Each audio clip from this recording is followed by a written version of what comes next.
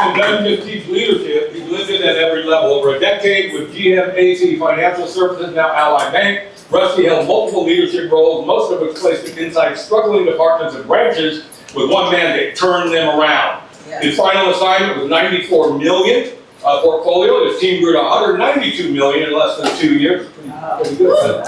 That same turnaround instinct defined his 20-plus years in nonprofit ministry leadership as a regional director for Children's Hunger Fund, an international children's hunger relief organization. He rebuilt the Southwest operations from the ground up. As president of GFM Ministries, he guided organizations through a complete rebrand and transition to Asha Partners, developing its largest per capita fundraising event in the organization's history. He also led more than 1,200 people across multiple large-scale Promise Keeper events, coordinating one of the most logistically demanding environments in the ministry. Out of combined experience, corporate turnarounds, international profit leadership, pastoral ministry, and 700 presentations to over 1 million people, Rusty built the Wild Leader, nature-based leadership framework that translates the observable behaviors of the world's most successful animals into, we got some of them in this room, into 5 leadership disciplines that any performer can install immediately. He's the author of The Wild Leader, the ABCs of Leadership for college students, a national conference presenter, and the founder of Black Lake Consulting. His message is direct. The wild already figured out what's work. What do you see these analogies? The only question is whether you're paying close enough attention to learn from it. With an incredible, infectious Southern accent, we're going. Sorry, that made that up. I don't remember most of that being in there, so.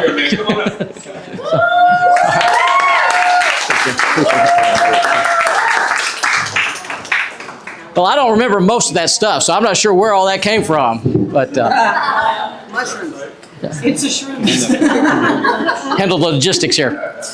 Well, let me address the elephant in the room, if you will. It doesn't take very long for you to realize that I am not from San Diego. I know, it's a shock, right? Yeah, I know. I don't know. But yeah, I'm from Texas. You probably picked that up. And being from Texas, everybody has this picture, this image of Texas being, everything's bigger in Texas, right? Except, you know, I'm a twin, so I'm only half the man I'm supposed to be. So we'll go with that.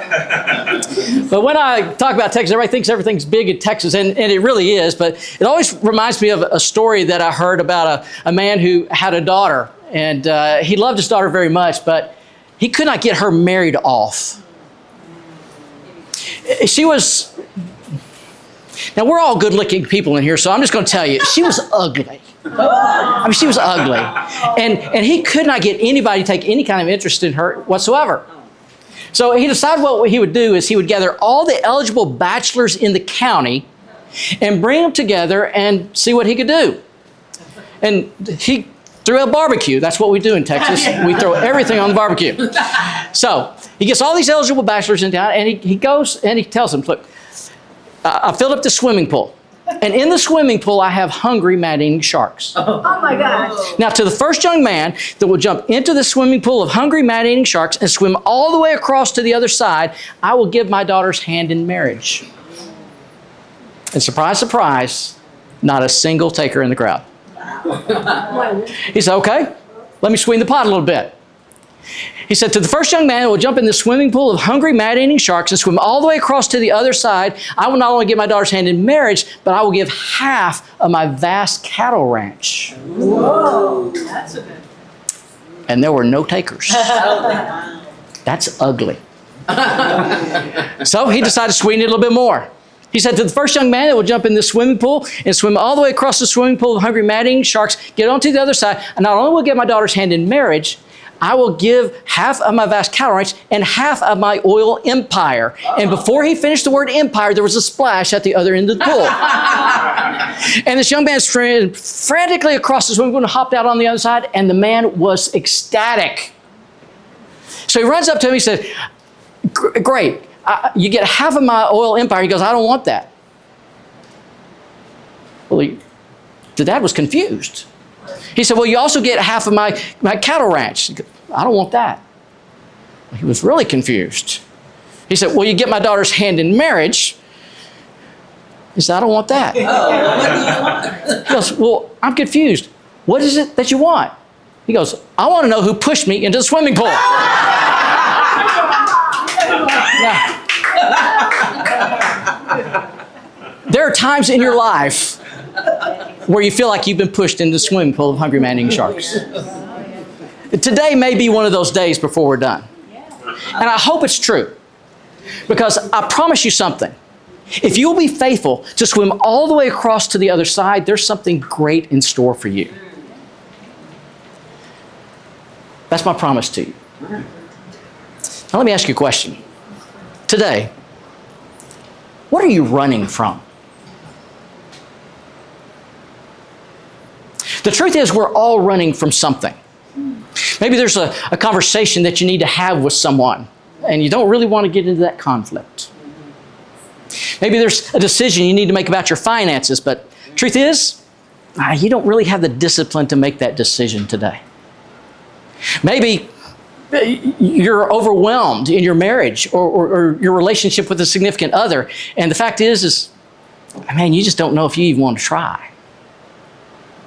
We're all running from something. I want you to take just a few moments as we get started this afternoon, and I want you to write down something that you're running from. What is it that you're avoiding? What is it that you're not paying attention to? What is it, something that you're just, you know what, I'll deal with that later. I want you to write something down that you're just not dealing with right now. Take a moment to do that. And then I want you to hold on to that, because we're going to do something with that here in just a few moments. Let me ask you another question. Somebody asked earlier who was divorced. I'm going to ask the other side of the question. How many of you are married? Good. Congratulations. Good for you. Me, married 34 years. Wow. Thank you. Divorced for 2, but married for 34. But thank you very much. You know, my wife and I, we were actually set up on a blind date. And we were in college. We were going to 2 separate universities, but in the same town. And a guy I worked with, and a guy she went to school with, set us up on a blind date. And so we went on the blind date, and I went back to my roommates at the time and said, guys, I just met the girl I'm going to marry. I mean, I knew from the moment that I saw her. She went back and said, he was okay, but there was no spark. Well, we'll see who won, right? When we were dating, as we were starting to get serious in our relationship, we made the commitment that if we were to get married, we were going to stick it out to the end, till death do us part. That was the commitment. And so we committed to do that. Divorce was not an option. It was not even a consideration. It was not going to be in the context of our conversations, in the context of our marriage. We didn't talk about that. In fact, I never thought about divorce. Now, murder? A lot of times. Didn't say we wouldn't accelerate to death do us part. But here's the thing. The problem with that for us was it created the excuse, it created the opportunity for us to not have to deal with things. We didn't have to address the issues. We didn't have to confront things. Why? Because for better or for worse, we would still be married. Yeah. Until we weren't. Yeah. Today, some of you are probably facing situations like that. Struggles that you're putting off and putting aside. Well, we're going to address that in just a moment. So as you have those things that you wrote down, I want you to keep that handy, and we're going to talk about that in just a moment. Because what happened in my marriage is a symptom of other things. You see, the whole time, with all the issues, all the struggles, the entire time, there was a storm building on the horizon. Out on the Great Plains of the Midwest, there is some amazing country, beautiful country. You have fields that are amber with the grass and the grain, and when the breeze blows through it, it's like waves of the ocean. It's just a beautiful sight to see.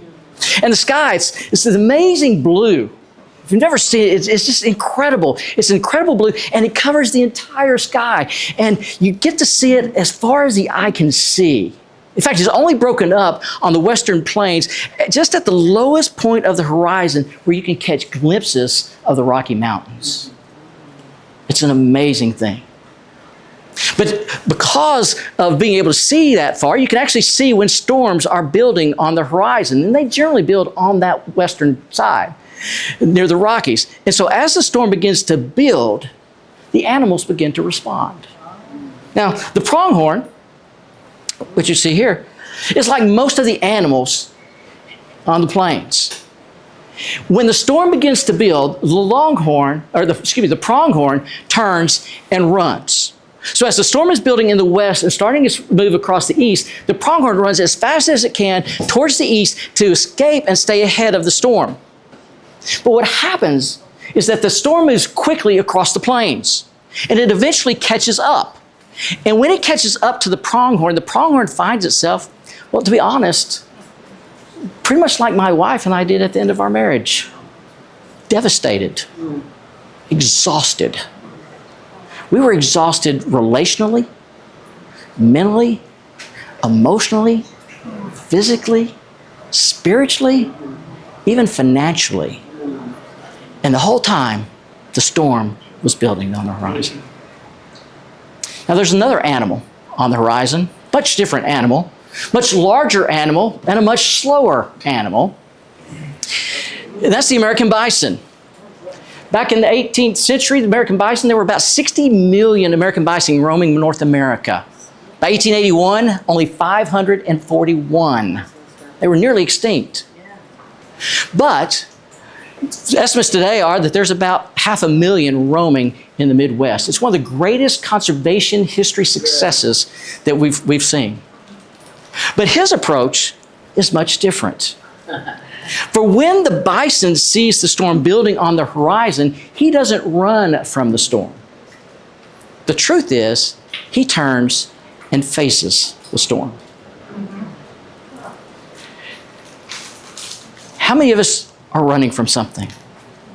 Well, we're all running from something. Somebody said I was running to something. Well, yeah, but you're running from something to run to something. We're all running from something. What would it look like to not run, but to face the storm? I have had the privilege of being in leadership for a long time. Jim kind of alluded to it with that introduction. I've been in leadership for 40 years. Whoops. I know I don't look that old. Well, thank you. I appreciate that. I was actually in leadership 10 years before I was born. So there you go. I'm not sure how that worked out, but it happened. I'm much younger than I feel. So, but here's something that I want to share with you. Today, in our time together, I want to actually walk you through a process that will help you face the storm. I don't want to leave you guessing. I want to give you a tool that will equip you. This is something I've used throughout all my leadership career. And unfortunately, I didn't use it in my marriage. And it serves as a foundation for the Wild Leader platform. Now, I called it Wild Leader, but if you're more into personal development, don't tune out because this will work for you. It works in both arenas. I'm simply talking about it from a leadership perspective because that's the context from which I come. That's my background. That's my specialty, if you will. So I'm going to talk more about leadership, but understand this entire process can still work for personal development as well. Okay? So whenever you face a crisis, whenever you face a situation, whenever there is a storm on the horizon, here's what I want you to do. I want you to go wild. Now, you heard me right. I'm going to turn this a little bit so you guys can see it a little better over here. I want you to go wild. Now, I'm a former pastor. Actually, I tell people I'm a recovering pastor. So you get it. So you could say, Pastor Rusty said, go wild. Okay. Now, you're probably not thinking the same thing I'm talking about, but let me share with you. This is actually an acronym. It's an acronym for a 4-step process, 4 stages to help you turn toward the storm. And the first, whenever you face any kind of situation, whenever you're dealing with any kind of issue, the first thing you want to do is watch. Just watch. Now, watch is the intentional observation of what's going on. You're collecting data. When you're facing a situation, you want to get all the facts. What are the facts that are going on here? What is the environment saying? What is the culture communicating? What is the situation sharing with you? This is simply the facts of what's going on. Now, the reason you want to do this is so that you have a foundation from which to build. Now, the key to this is to do this without judgment, without bias, and without blame. You're just getting the facts. Facts are facts. Nothing more, nothing less. It's just the simple truth. It may be something simple like maybe an employer, you notice that an employee is late or tardy. And you simply have that fact, not assigning blame that the person is irresponsible or even lazy. Maybe in a relationship with a significant other, you're finding that there's space developing in that relationship. That's the fact. But you do that without assigning suspicion or even accusation. Or maybe there's just this thing that's going on and you can't quite put your finger on it, and so you're making all these assumptions about yourself instead of sitting down and going, what's going on? Okay, so this is simply a matter of collecting facts. Make sense? Yeah. Got it? Yep. All right. The second thing you want to do, once you have collected the facts, is you want to interpret. Interpret. Sorry, my spelling and handwriting are not very good. All right, so you want to interpret. So here's what you do with this. Again, you do it without blame, without accusation, without bias. You simply want to say, go from what is the environment saying to what does it mean? Now, there's all kinds of tools that you can use to do this, but the simple thing is to simply ask, why is this happening? Why is this so? What does this mean? What's underneath all this? You want to get to that interpret stage, and here's why. Because too many times we skip this. We get the facts and then we act. And the problem is, folks, when we do that, we're answering and we don't even know what the question is. So take the time to watch and to interpret. Now, this could take a little bit of time. Depending on the situation, you could do this in a matter of minutes. If it's something corporation-wide or business-wise, it could take months to do this. If it's a personal issue that's been going on for long, it could take a long time as well. So the idea here, though, is to move through this process, watch, interpret, and then once you have interpreted what it means, and the key here is not just, okay, so-and-so's doing this or laying blame somewhere. Again, you're not laying blame. You're looking at the details and the situation. What's the underlying facts? What's the underlying issue? Too many times, we want to provide something for the symptoms, not the cure for the disease. Anybody with me on that? Yep. We deal more with the consequences and the peripheral things and the results of the issue, and never deal with the issue. So let's deal with the issue, and this will get you there. You watch, you interpret, and then you lead. Now, let me define for you what I mean by lead, because this is a critical thing. By lead, I don't mean go in and just blow everything up and make sweeping changes. This is what is the smallest significant change? What is the smallest significant movement? What's the one thing that you can do for this one thing? Maybe today that one thing was getting up and going, you know what? I'm actually going to go to deep dive today. That's that one thing. Maybe it's, I've been sitting through this, and you know what? That one thing, I'm signing up with Jim. That's that one thing, that small, significant move. It doesn't have to be drastic. It's that one thing that you can do to make something happen, to get you started in the process. And then once you do that, once you have taken that thing, and what it looks like for the bison, by the way, is he's looking at the horizon. He's going, you know what? The wind is blowing. The grass is not flowing like waves, but now it's thrashing itself. The temperature has changed. There's the smell of rain in the air. And so he takes that, and his interpretation is, there's a storm coming. And then his lead, what he does is he then turns toward the storm. And he begins to walk toward the storm, and then he pushes through the storm. Here's the reality, folks. For leadership and in personal life, the longer you run from the storm, the longer you are in the storm. Yeah. The longer you run from the storm, the more damage that comes from the storm. So turn to the storm.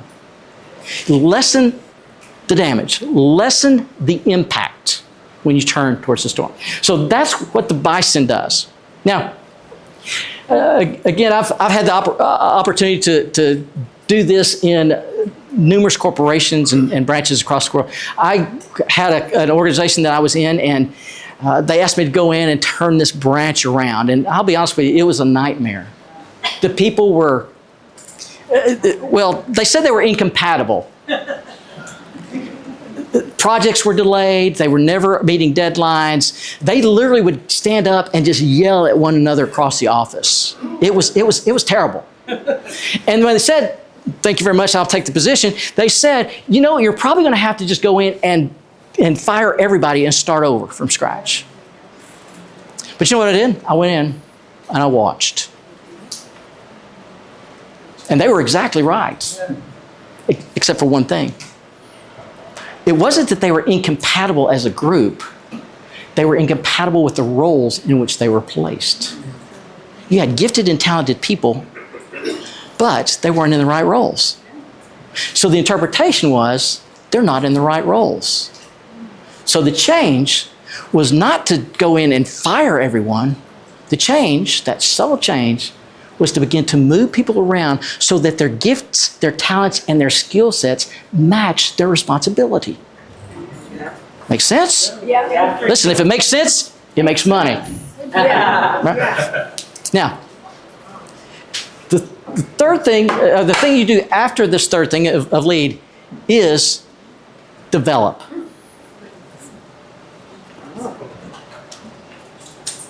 Now, develop is when you move from just doing something to doing more.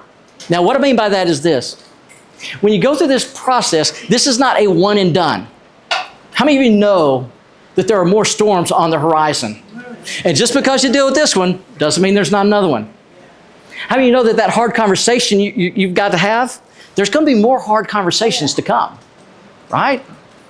So there's more storms on the horizon. So this process is the process of going through this back and forth. The great thing about develop is this, is that you're developing your own capacity to do more. And at the same time, developing others' capacity around you. So here's what can happen. Maybe I get down here to develop, and I'm at the develop stage, and I think, you know what? This didn't quite work out the way I had hoped it would, or had thought it would. So you know what I can do? I can go back up here and say, maybe I didn't do the right thing here. Maybe I need to make another small, significant movement. Or maybe I need to go back. Maybe I missed something. Maybe I didn't interpret things correctly. Maybe I misread something. By the way, most leadership and personal issues, they come from misreading the moment, not from lack of competence. Just hold on to that one. Well, maybe I need to go back and just collect the data again. Because I've gone through the process and things are working, but now I need to go back and see what has changed. What am I observing now that I've made this small, significant change? Make sense? So you can continue to go through the process and always go back to the one in front of it. That's the development stage. It's building your capacity and your potential. The important thing here is that through this process, you develop clarity. Now, clarity is important because clarity creates what it erases confusion. It creates focus. I think Ashley's talking about clarity here a little bit, so I'm going to stop right there. So, but understand, clarity is important. You need clarity. Most people don't need motivation, they need clarity. As you develop, you're developing those around you as well. You see, for the bison, it's not a matter of just the bison doing his thing, but he trains the herd and the younger bison to do the same thing, so that they're able to go through this process themselves. So that as one unit, then the whole herd moves toward the storm. It's that small, significant change. Now, let me ask you a question. Can you imagine what it would be like, what it would feel like to know that you could face the storms of life? What would it do for you? How would you feel to know that you could take your business to new heights simply by facing the storm? What would it do for you and those around you? How would you feel if you could simply lock into a process that would help develop discipline for you and for those around you? Knowing, again, that you could confidently face anything that comes your way. What would that do for you? Well, here's what I know. I know that you came here today because you're seeking change. And change happens here. But transformation happens here. Anybody want transformation today? Yeah. Transformation is the ongoing discipline of doing things over and over again so that not just you change, but everything changes. So, what I know is that you cannot do this by yourself. In fact, the most successful people, they don't do it alone. They don't do it without a system. They don't do it without a process. They don't do it without support. So I want to be there for you. I want to be a support for you. So here's what I'm going to ask you to do. I'm going to ask you to take out your phone, and I'm going to have you take a picture of this. Now this will take you to my calendar. It's a QR code. It'll take you to my calendar. You don't have time to go there right now because you don't want to miss Ashley. So there are some cards scattered around as well that have that on there. But I want you to take a picture of this. This goes directly to my calendar. You can schedule a free 30-minute session with me where we will walk through this process and what you're going through. I'll do that for you. Because I know that the most successful people, the ones that want not just change, but transformation, always need some support. So I want to be that support for you. So, take a picture of that. It's not working. It's not working. It says it's disabled. Okay. That's if you have it on airplane mode.